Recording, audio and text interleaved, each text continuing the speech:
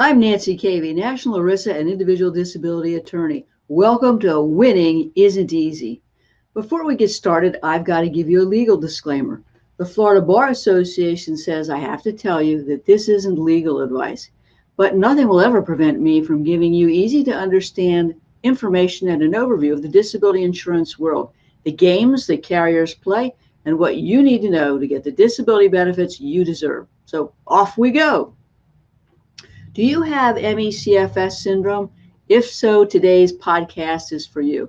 If not, I still think there are lessons that you can learn from this podcast. Today, I'm going to talk about 4 things. The first thing is going to be ME/CFS syndrome and the 8 common reasons why ME/CFS claims get denied. 2, evidence, examinations, and carrier reactions to ME/CFS syndrome, part 1. Evidence, examinations, carrier reactions to ME/CFS fatigue syndrome, part 2. And in conclusion, ME/CFS and its relationship to COVID-19 disability claims. We've got a lot to cover, but before we do that, we're going to take a quick break.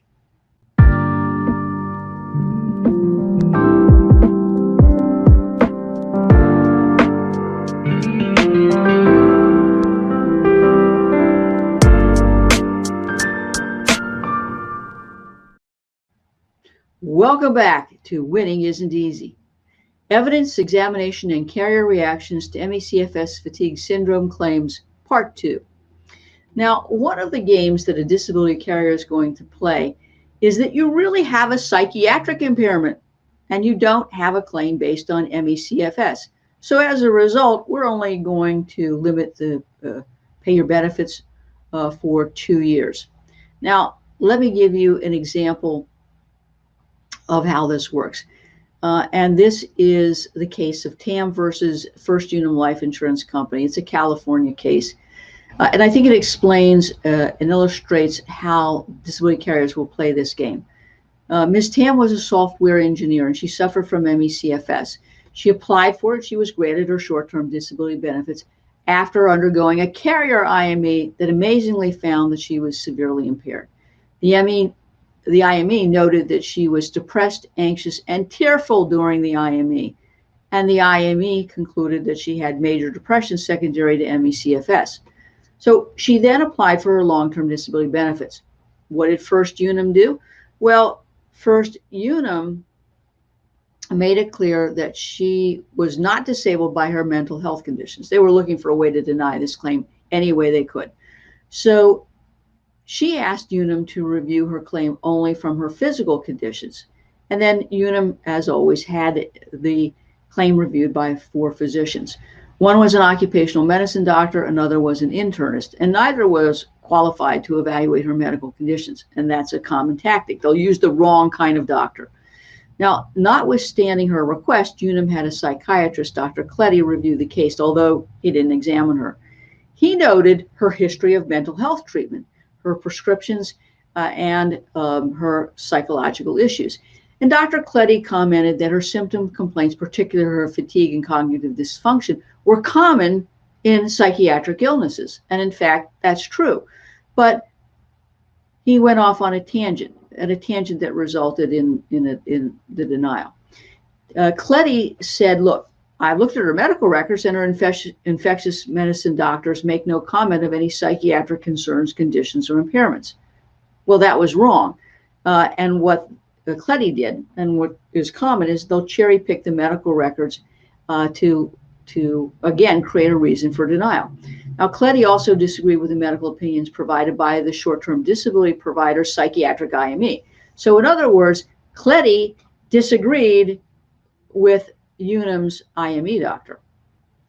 And that's a common ploy too, where there'll be a disagreement among experts, and under the terms of the disability policy, the carrier gets to pick who they believe. And who are they going to believe?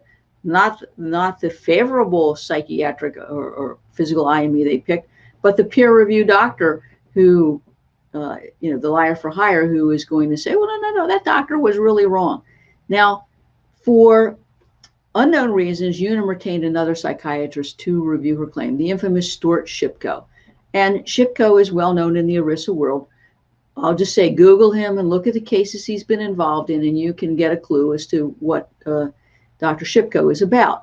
Now, Shipko did not examine her and, of course, disagreed with the IME doctor. And as a result, Unum denied her claim.